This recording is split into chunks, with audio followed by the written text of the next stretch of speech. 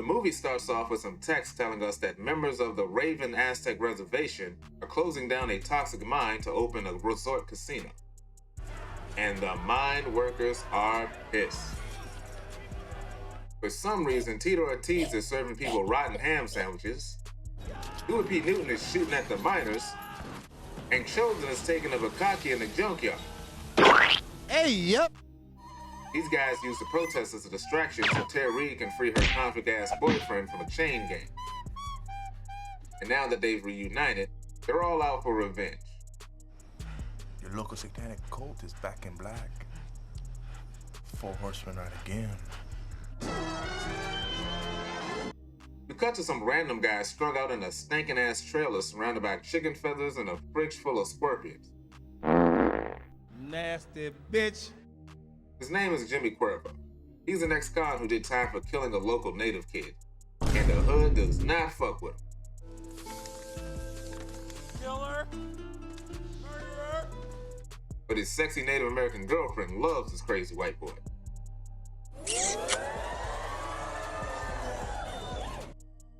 Her daddy, not so much.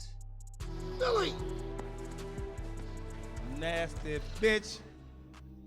Jimmy plans to celebrate his last day of parole with his girl Lily by proposing to her.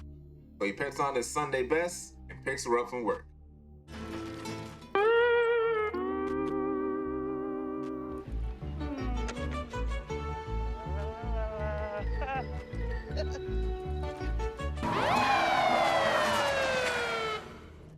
Lily's cock-blocking ass brother gives him a warning about trying to run away with his sister. Jimmy stands on business.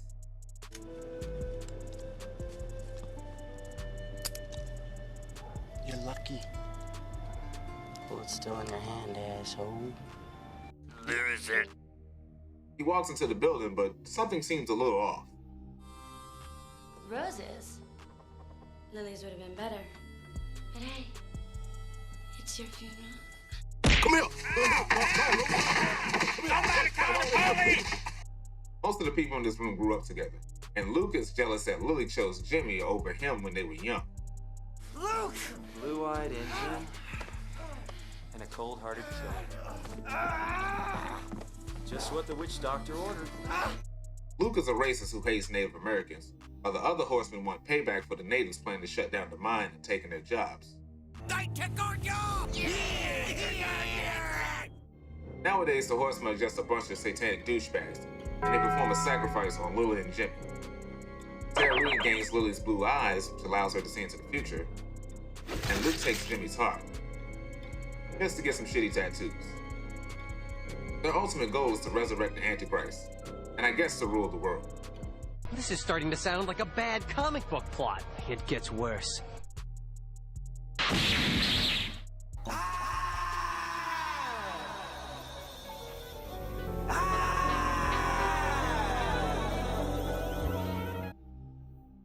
And you know how the story goes.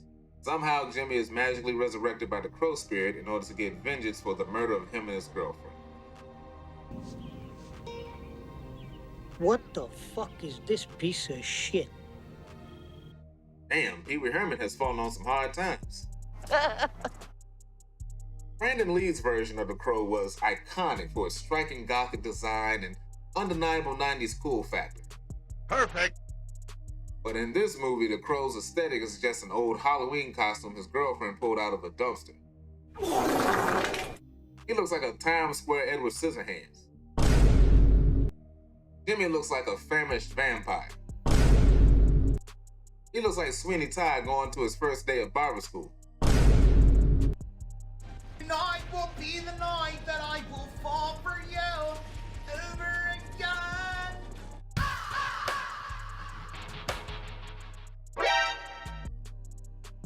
Now Lily's brother believes that Jimmy has snapped and killed his sister. I guess he missed all the evidence that shows that there were multiple attackers. Oh, and Jimmy's blood on the fucking ground. You fucking moron! Surprise, motherfucker! Jimmy pulls up on Chosen at a bar, and he uses his new superpowers to get some payback.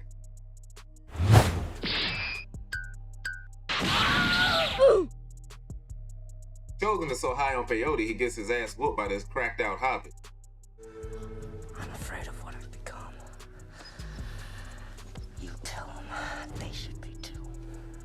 pussy.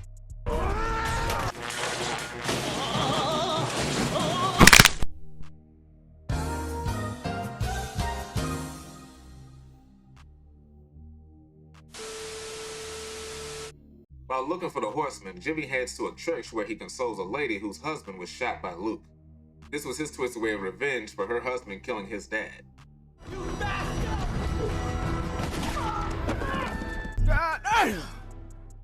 But it turns out that Jimmy was responsible for killing their son. What a twist! He literally beat the dog shit out of him for trying to assault his girl Lily on prom night.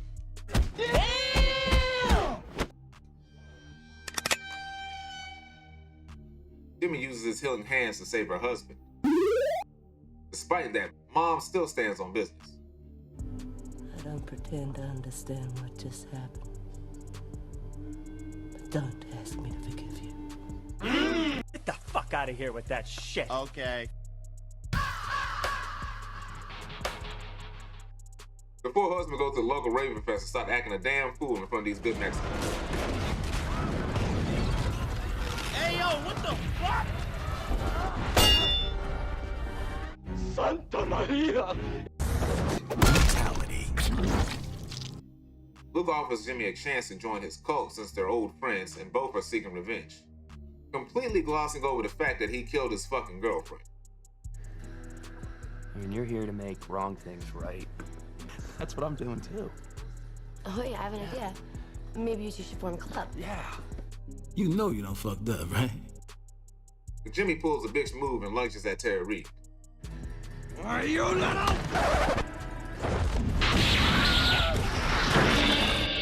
You're not that guy, pal. Trust me. You're not that guy. Okay. But since the bad guys are satanic cultists in this movie, they already know the Crow's weakness.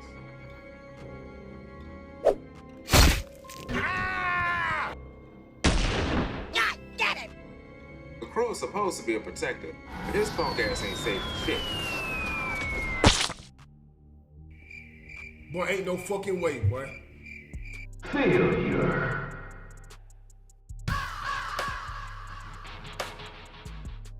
So far, this movie has been pretty basic, but now it starts to go off the goddamn rails.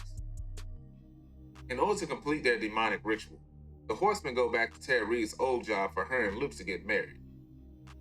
It's a satanic strip club that used to be an old church. Yeah! And look, Macy Gray is her old manager. You know what else?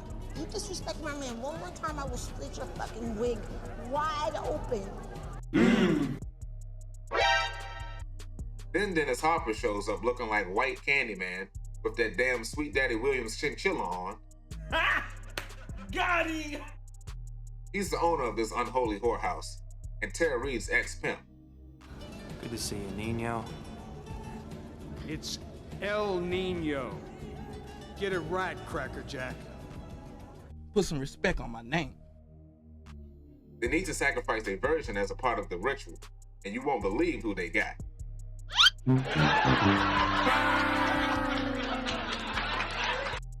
El Nino performs the ceremony for this raggedy-ass wedding, and he does a phenomenal job. Oh, Satan. What's up, Holmes? This is Mac Daddy. El Nino. Calling you up, man. Dennis Hopper is the best part of this movie. He don't give a shit, and he's just having fun. And, to have and to hold your mortal bad attitude. War is out front guarding the building in some silly-ass Deadpool cosplay, but his stupid ass gets outsmarted by the Crow. Gotcha, bitch!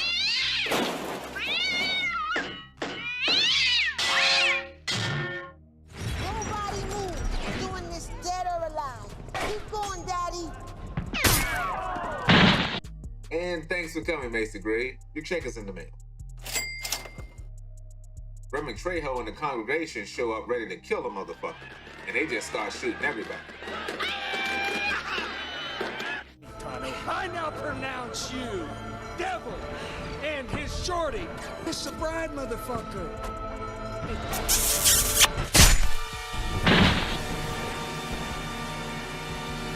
Oh my God, who the hell cares?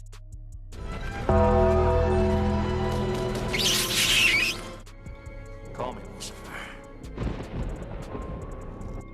to the surprise of no one, Luke is still alive. Oh, good for you! Maybe you shouldn't have stabbed him with a magic knife. Dumb bitch. And Jimmy finally makes it into the strip club.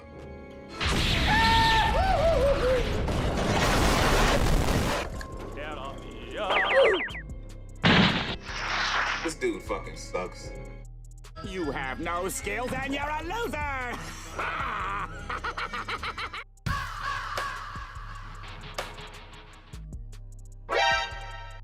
So the Crow is tied up taking a nap, while the movie never explains why Tara Reid stabbed her fiance. All she's focused on now is getting dicked down by the devil in the pale moonlight. Is it really you? Original gangster? Well, wicked ass props to you, Mr. OG. And thanks for representing all the homeboys. Hell no, who wrote this man's dialogue? But this shit is hilarious. And the movie goes back to being ass once Tara Reid kills El Nino as revenge for him pimping her out. Which is justified. Police, get what you fucking deserve! Luke has to bang Tara Reid before the sun rises or the spell will wear off. So they rush to bust a nut at the Indian burial ground. Holy Jesus! Reverend Trejo and the boys free little Jimmy, but he's still not sure if he can trust him. She believed in fairy tales. Who are you to tell me what she believed in? I'm the fairy fucking godfather that's gonna save your fairy fucking tales.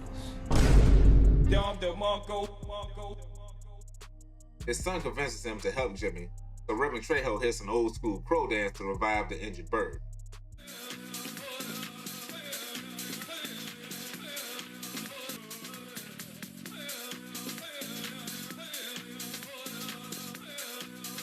Meanwhile, Lucifer and Tara start getting freaky at the graveyard. Oh, yeah! I think I want to have sexual relations. Keep going, Daddy.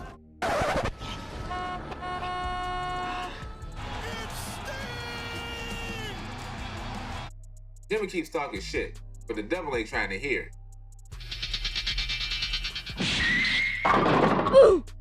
You're really pissing me off! Lucifer is pissed that God turned this goofy bastard into an angel. I see what you did there, movie. So God gave trash, like you, wings! Never gave me shit!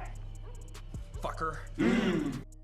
I didn't realize the crow was supposed to be an avenging angel, but God really half-assed this decision.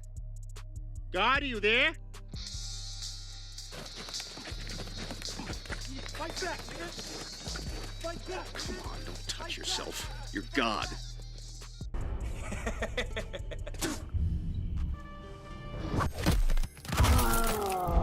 Eventually.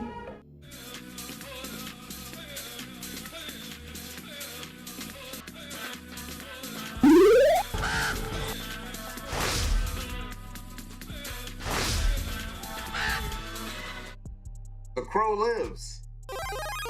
So Jimmy gets a power boost, and we get one of the action sequences of our time. You dead, nigga! Stomp him in the nuts. Stomp him in the nuts. Stomp him in the nuts. Stomp him in the nuts. Stomp him in the nuts. I'ma stomp him in the nuts. He got cooked. Adrian, you didn't go down like that, huh? He got cooked. The sun rises and the spell is broken. But Lucifer desperately gives it one last try. Fuck out of here, boy. You got we shit out of here. Well, shit. Failure. Jimmy's not done yet. As Luke begs for sympathy, Jimmy gives him some weak-ass bars and slits his throat. My heart. I got by little Jimmy. That ain't fun. Shut up. Tara Reid's blind ass gets arrested, while Jimmy passes into the afterlife where he's reunited with Lily. Aww. And that's the end of the movie. You can't stop. If the sun comes up and the spell's done, you're just gonna be a worthless punk, and I'm just gonna be a piece of white trash. Luke! Okay. bitch. You said it, not me. I didn't realize that The Crow was such a popular franchise with 4 sequels and a shitty TV show. With The Crow Wicked Prayer being the only sequel that I've seen, the overall story is not a bad idea. Which makes sense because the story is based on a novel. But the execution of this movie is fucking terrible. There is no passion, there is no vision, there is no aggression, there is no fucking mindset. It's the biggest piece of dog shit. I don't know what drugs the casting director was on, but don't let that motherfucker cook in. Oh shit!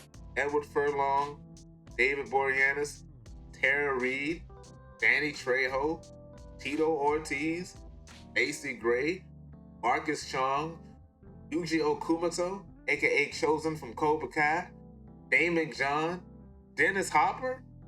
Well, Mr. Funny Man, is this how you get your sick kicks? What? It's just an ordinary crabby. Oh my goodness! The acting is average for the most part. Nothing too god awful. Tara Reid is Tara Reid, so you know she can only do but so much. Edward Furlong as the Crow was a terrible decision.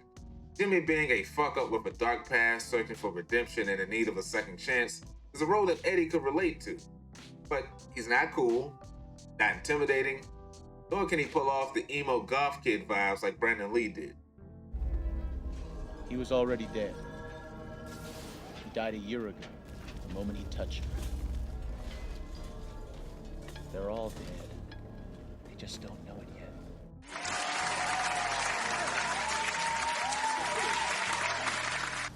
Man, I want to die. I want to die. Do it. Do it, please. Please. Hey! Ain't nobody trying to hear that bullshit, man. Andy's not an action star, but his awkward ass makes the action sequences very lackluster. Shit, all the action in this movie is trash.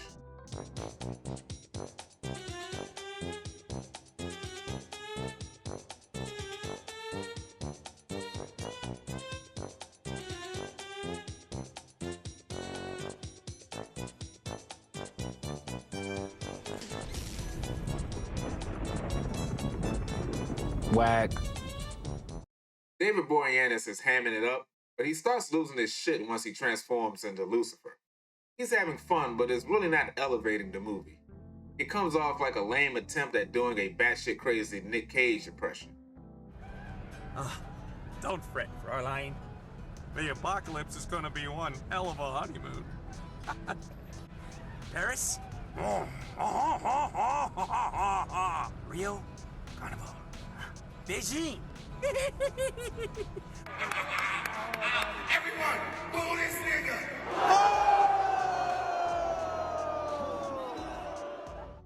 Like I said, Dennis Hopper is my MVP of this shitfest. By some point in the 90s, Dennis Hopper was just doing whatever role that could pay off his divorce settlements. If there's a steady paycheck in it, I'll believe anything you say. And this has to be the absolute worst lineup of the Four Horsemen I've ever seen. Well, maybe the second worst. Quote the Raven nevermore, motherfucker! Well, thanks for watching. Subscribe to the channel, and I'll catch you in the next one.